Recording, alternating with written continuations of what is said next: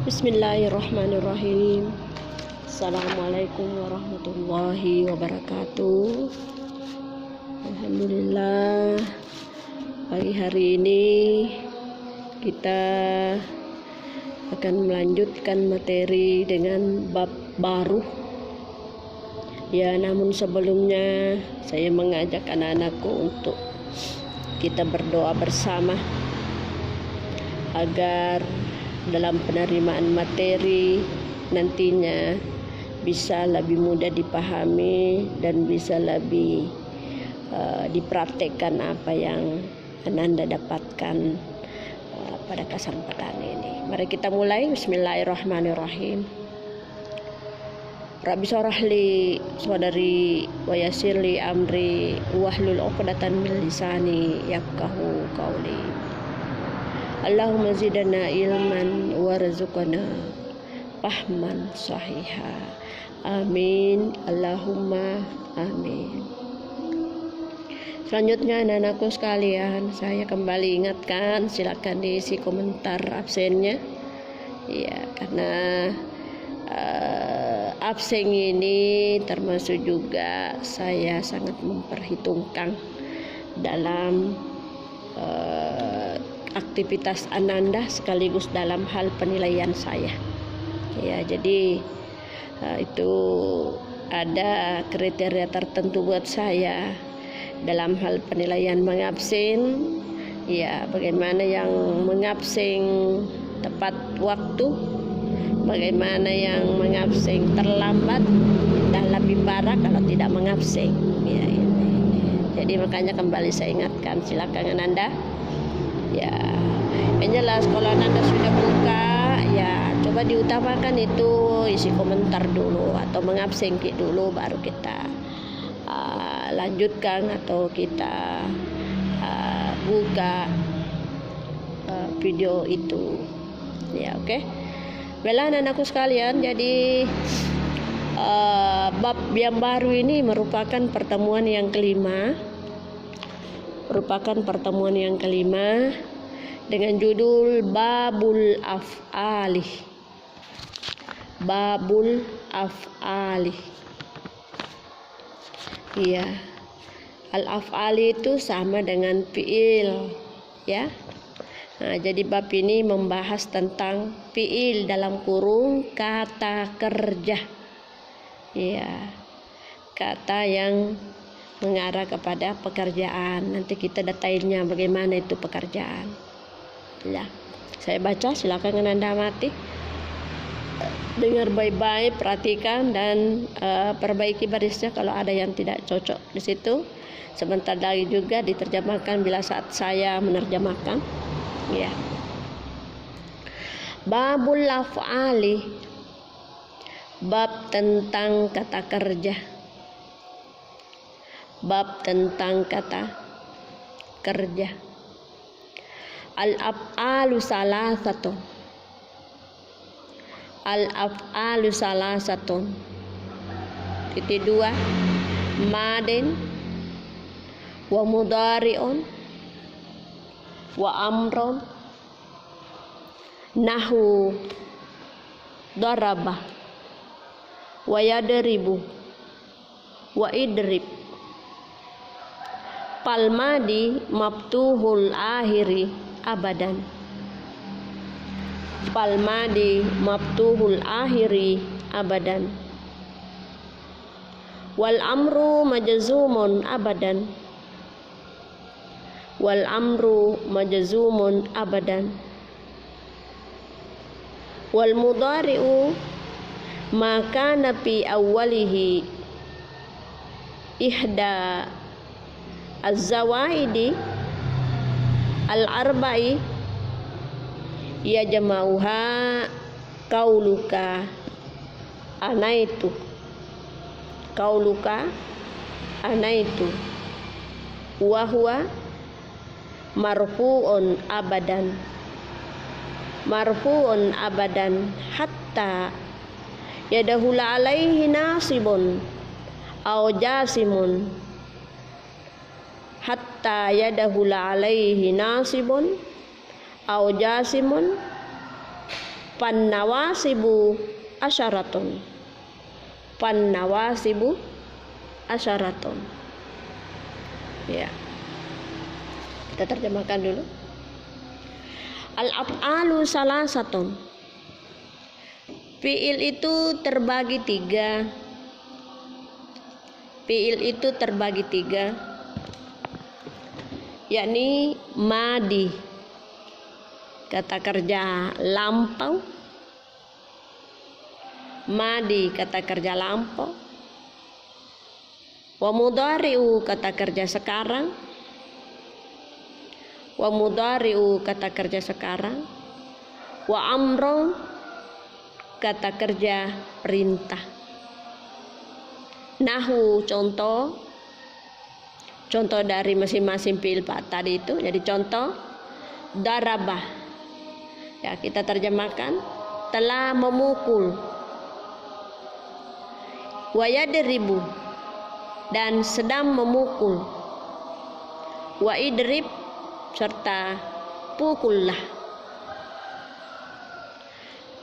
Palmadi, maka kata kerja lampau. Maka kata kerja lampau maftuhul akhiri abadan. Maftuhul akhiri abadan, berbaris fathah akhir selamanya. Berbaris fathah akhir selamanya. Wal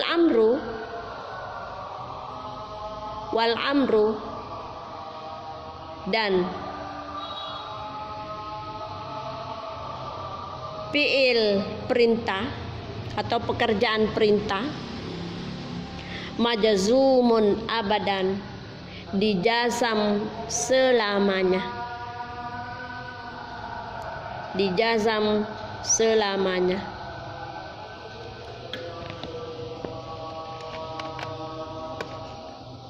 Dijazam selamanya. Wal mudhari'u, sedangkan pekerjaan sedang berlangsung.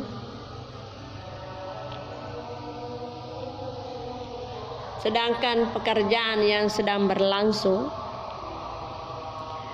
maka nabi awwalihi ihda az-zawaidi, apabila di awalnya terdapat salah satu huruf tambahan.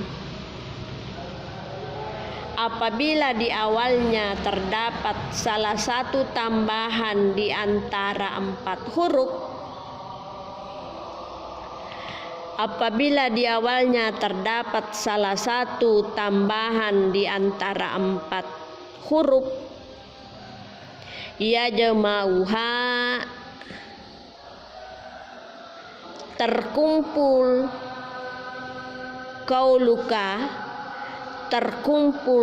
kauluka pada ucapanmu, yakni anaitu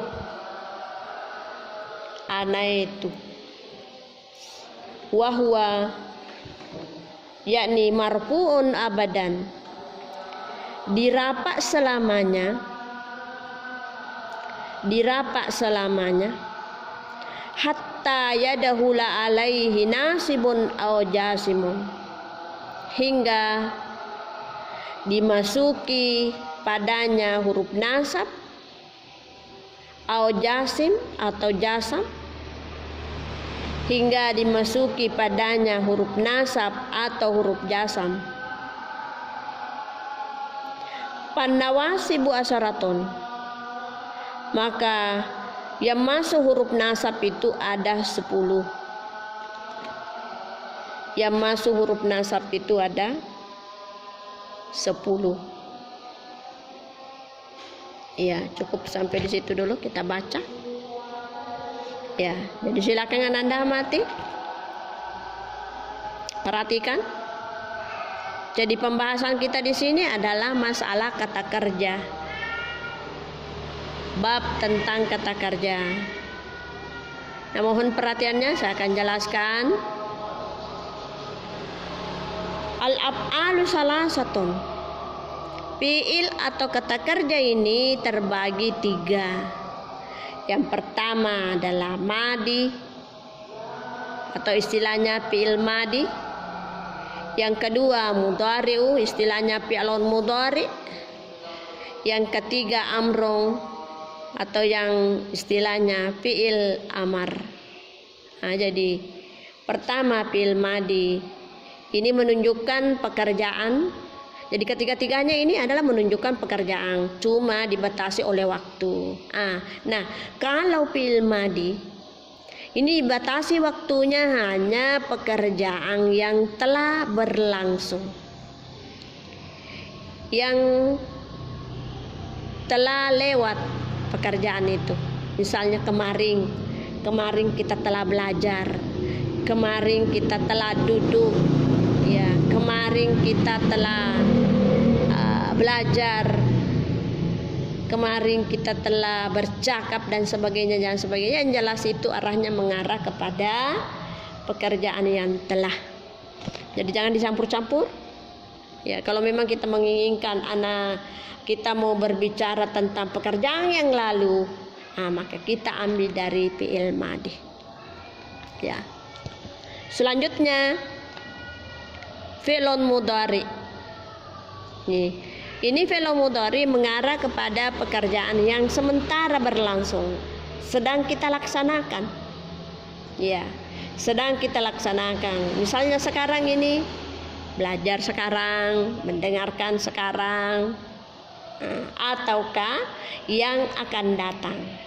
Misalnya saya akan belajar besok, saya akan berbicara besok, saya akan menyelesaikan tugas besok. Semuanya itu ya kita masuk pada kategori fi'il mudhari. Jadi pekerjaan yang sementara berlangsung, sementara terlaksana dengan yang akan datang itu masuk bagian daripada fi'il mudhari. Jadi kalau Anda belajar seperti sekarang, ya pakai fi'il mudhari'nya. Kemudian amrun atau fi'il amar adalah kata kerja perintah pada saat sekarang. Iya, pergilah, belajarlah, ketawalah, dan sebagainya. Itulah merupakan ketentuan atau pembatasan waktu pada ketiga fi'il itu. Ya. Selanjutnya kita akan lihat bagaimana itu fi'il madi. Tadi kan sudah kita tahu ketentuan waktunya atau ketentuan maknanya, yang artinya bermakna telah atau lewat, al-mudhari bermakna sedang atau akan, kemudian amar itu adalah perintah pada saat sekarang. Nah, bagaimana itu fi'lun madi? Ya, kita urai lagi satu-satu. Fal madi maftuhun akhiri abadan. Ya, ingat, ini biasa kita dengar dalam bahasa Arab itu kalau kita mengurai lalu kita dapati fi'il madi, maka bunyi penguraiannya itu bahwa mabniyun alal fathi. Itu cocok, ini sudah cocok dengan ini. Fal madi maftuhul akhiri abadan, artinya selalu berbaris atas itu huruf terakhir dari fi'il itu apabila hurufnya sahihun. Iya, artinya sahihun, tidak terdapat huruf sakit. Huruf sakit itu ada 3, alif, waw, ya, disingkat menjadi awi. Sepanjang tidak ada 3 huruf itu, maka hukumnya fi'lun madi maftuhun abadan, berbaris atas. Iya. Jadi misalnya nanti kalau ada fi'il madi yang Anda dapatkan tidak berbaris dhamma, coba periksa, siapa tahu dia huruf sakit di akhirnya. Kalau memang bukan huruf sakit lalu tidak memakai baris fathah, mungkin ini ada, kita cross check kembali, kita periksa kembali bagaimana ini, apakah apanya yang salah, kenapa bisa seperti itu, padahal itu ketentuannya fi'il madi itu adalah mabni atau maftuh fi akhiri abadan, berbaris atas. Itu ada tadi contohnya dibaca daraba. Nah, banyak yang dimaksud, jadi perhatikan ya, huruf terakhirnya itu yang diperhatikan, bukan huruf awal, huruf tengah, tetapi huruf akhirnya. Coba perhatikan itu daraba. Huruf pertama da, huruf kedua ra, huruf ketiga ba, karena terdiri dari 3 huruf. Nah, yang saya masukkan di sini huruf akhir maftuhun akhiri abadan adalah huruf ba-nya, berbaris atas. Ya.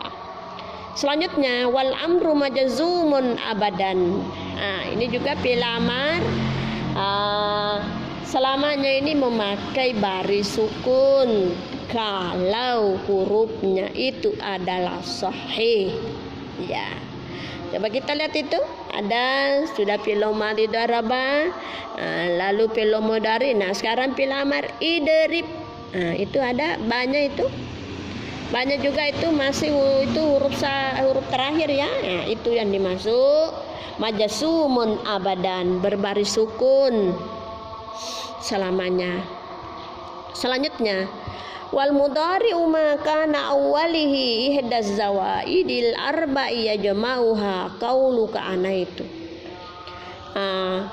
Kemudian untuk fi'lun mudhari apabila di awalnya ya, apabila di awalnya terdapat huruf tambahan di antara 4 ya, apabila terdapat huruf tambahan di awalnya itu kata ya, di awalnya kata, di antaranya itu dari 4 huruf, apakah alif, apakah nun, apakah ya, atau kata, atau disingkat menjadi ana itu anita.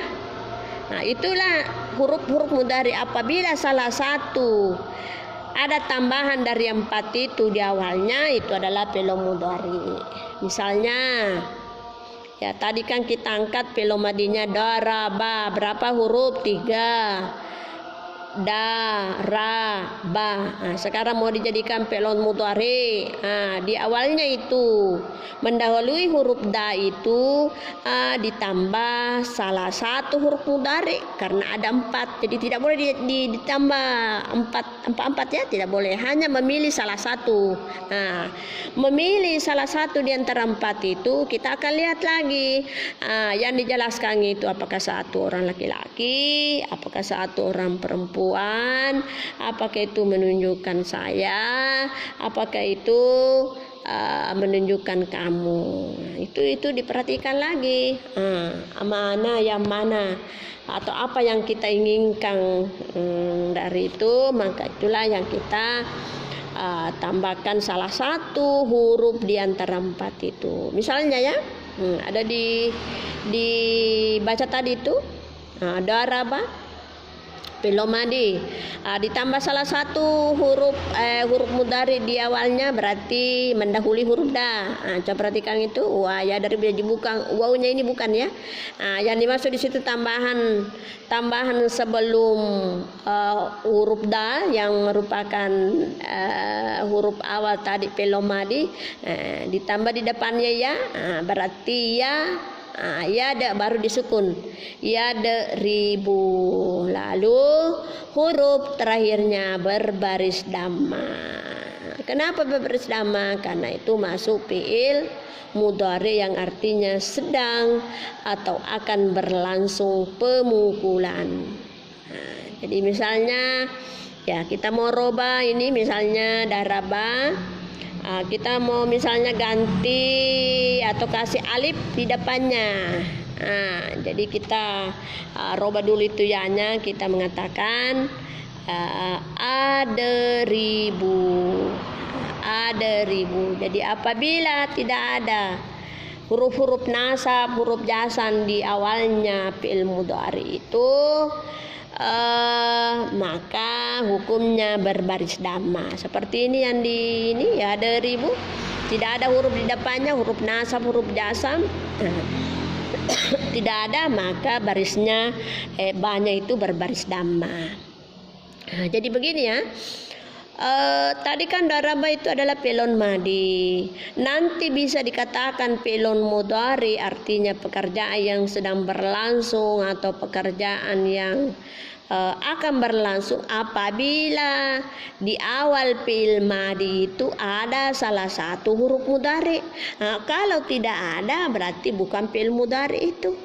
Itu ingat. Makanya tadi saya katakan apabila fi'il mudhari itu, berarti kalau saya mengatakan fi'il mudhari berarti sudah ada salah satu di antara 4 hurufnya itu.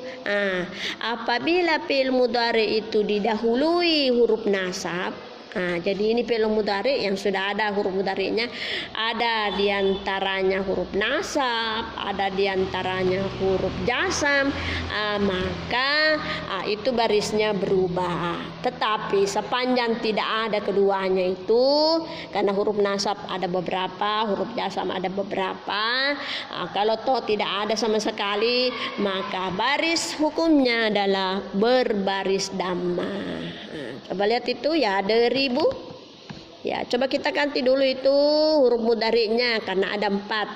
Alif, nun, ya, ta disingkat menjadi ana itu. Coba lihat kita ya ada ribu tadi ini adalah huruf mudhari'nya adalah ya. Kita ganti misalnya alif. Kita menyebut ada ribu. Bunya itu banyak itu berbaris dhamma. Kenapa? Tidak ada huruf nasabnya. Tidak ada huruf jasamnya. Jadi waw itu bukannya hanya huruf tambahan. Misalnya berikutnya alifnya tadi itu diganti nun. Kita menyebut naderibu. Naderibu. Nunnya alifnya diganti nun. Berarti kami, kalau tadi ada ribu saya memukul, kalau nunnya berarti kami memukul naderibu. Sekarang diganti ya, seperti contohnya ya deribu, dia sedang memukul. Kemudian kamu sedang memukul berarti berbunyi taderibu.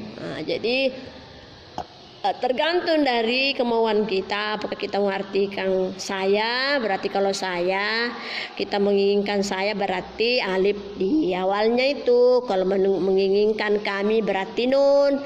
Kalau menginginkan dia laki-laki berarti ya.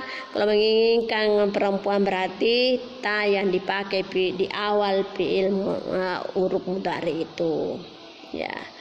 Wa huwa marfu'un abadan. Ini tadi selamanya marfu. Kecuali hatta yadahulu alaihi nasibun aw jasimun, hingga dimasuki daripadanya huruf nasab atau jazam. Itu tadi saya sampaikan apabila salah satu di antara huruf nasab, apabila salah satu di antara huruf jazam, maka baris fi'lun mudhari yang tadinya harus dhamma maka berubah barisnya. Kalau dimasuki huruf nasab maka baris akhirnya berbaris fathah. Kalau dimasuki huruf jazam maka baris terakhirnya berbaris sukun. Kenapa? Tergantung dari amil yang ada sebelum fi'il mudhari itu.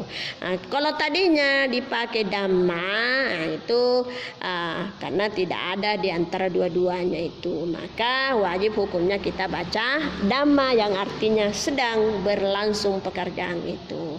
Sekira inilah yang menjadi pembahasan singkat pada kesempatan ini, tepatnya dengan babul af'ali. Insyaallah pada pertemuan berikut kita akan melihat yang mana termasuk huruf nasab karena ada 10, kemudian yang mana termasuk huruf jazam. Sekira demikian saya akhiri dengan ucapan wabillahi taufiq wassadah.